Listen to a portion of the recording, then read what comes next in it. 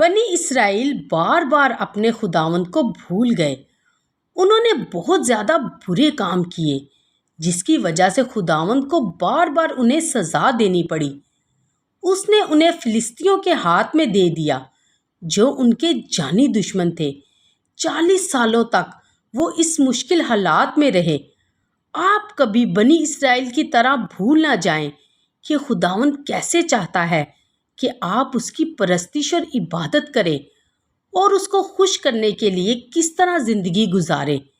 لیکن اسرائیلیوں کے اس کو چھوڑنے کے باوجود خداوند ایک بار پھر ان پر رحم کرنے والا تھا۔ اس وقت اسرائیل میں ایک آدمی منووا اور اس کی بیوی رہتے تھے، لیکن ان کا کوئی بچہ نہیں تھا۔ ایک دن منووا کی بیوی کے پاس ایک آدمی آیا۔ وہ خداوند کا فرشتہ تھا۔ اس نے منووا کی بیوی سے کہا، تیرا کوئی بچہ نہیں، لیکن تو ماں بننے والی ہے، تیرے بیٹا پیدا ہوگا، سو تو میں یا نشے کی کوئی چیز نہ پی اور کوئی ناپاک چیز نہ کھا، کیونکہ جو بچہ پیدا ہونے والا ہے وہ ایک خاص بچہ ہوگا۔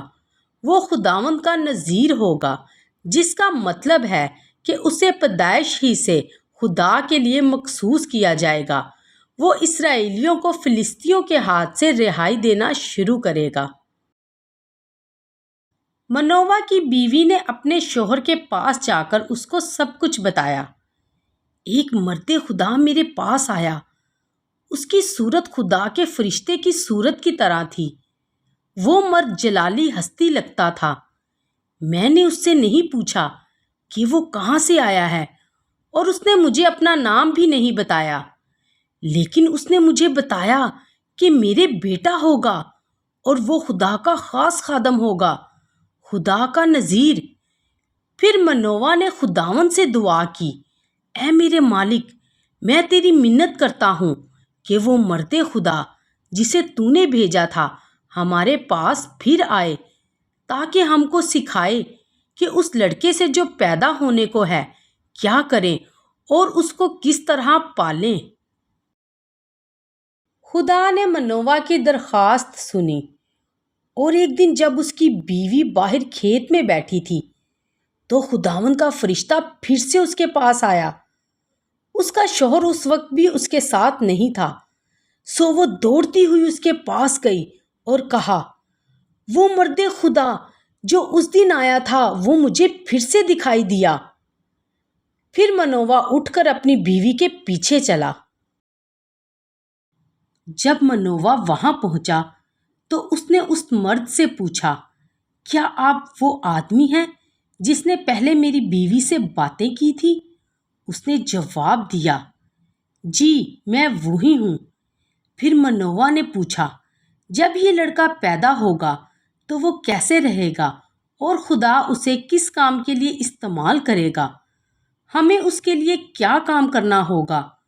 خداوند کے فرشتے نے کہا، تیری بیوی کو وہ سب کچھ کرنا ہوگا جو میں نے اسے حکم دیا تھا۔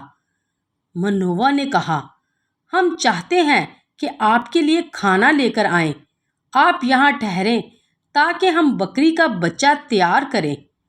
اس نے جواب دیا، نہیں، میں کھانا نہیں کھاؤں گا، لیکن تو اس بکری کے بچے کو خداوند کے سامنے سوختنی قربانی کے طور پر گزران۔ منووا کو معلوم نہیں تھا کہ یہ مرد خداوند کا فرشتہ ہے، اس لیے اس نے اس سے پوچھا، آپ کا نام کیا ہے؟ تاکہ جب آپ کی یہ باتیں پوری ہوں تو ہم آپ کو یاد کر سکیں۔ لیکن خداوند کے فرشتے نے جواب دیا، تو میرا نام کیوں پوچھتا ہے؟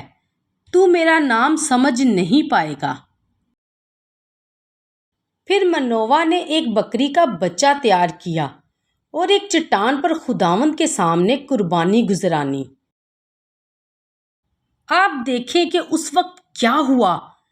جب قربانی بھسم ہو گئی تو خداوند کا فرشتہ شعلے میں ہو کر اوپر چلا گیا۔ یہ دیکھ کر منووا اور اس کی بیوی منہ کے بل زمین پر گرے، اور منووا نے کہا، ہائے، اب ہم ضرور مر جائیں گے کیونکہ ہم نے خدا کو دیکھا۔ اس کی بیوی نے کہا، اگر خدا چاہتا کہ ہمیں مار دے تو قربانی ہمارے ہاتھ سے قبول نہ کرتا اور نہ ہم کو یہ واقعات دکھاتا۔ اس نے بالکل درست کہا، کیونکہ جب خداوند کسی بات کا وعدہ کرتا ہے تو وہ ضرور یہ وعدہ پورا بھی کرے گا۔ اب آپ دیکھیں کہ کچھ دیر کے بعد کیا خاص واقعہ ہوا۔ ایک بچہ پیدا ہوا، ایک ننھا سا لڑکا۔ منووا اور اس کی بیوی نے اس کا نام سمسون رکھا۔ کیا آپ سمجھ گئے ہیں کہ خداوند ہمیشہ اپنا وعدہ پورا کرتا ہے؟ اس نے آپ سے بھی کئی وعدے کیے ہیں۔ ان میں سے ایک خاص وعدہ یہ ہے کہ اگر آپ خدا کے بیٹے یسوع مسیح پر ایمان لائیں تو آپ کے سارے گناہوں کو معاف کیا جائے گا اور آپ ہمیشہ کی زندگی پائیں گے۔ یہ خدا کے پاک کلام میں لکھا ہے۔ یہ کیسا شاندار وعدہ ہے! کیا آپ اس پر یقین کرتے ہیں؟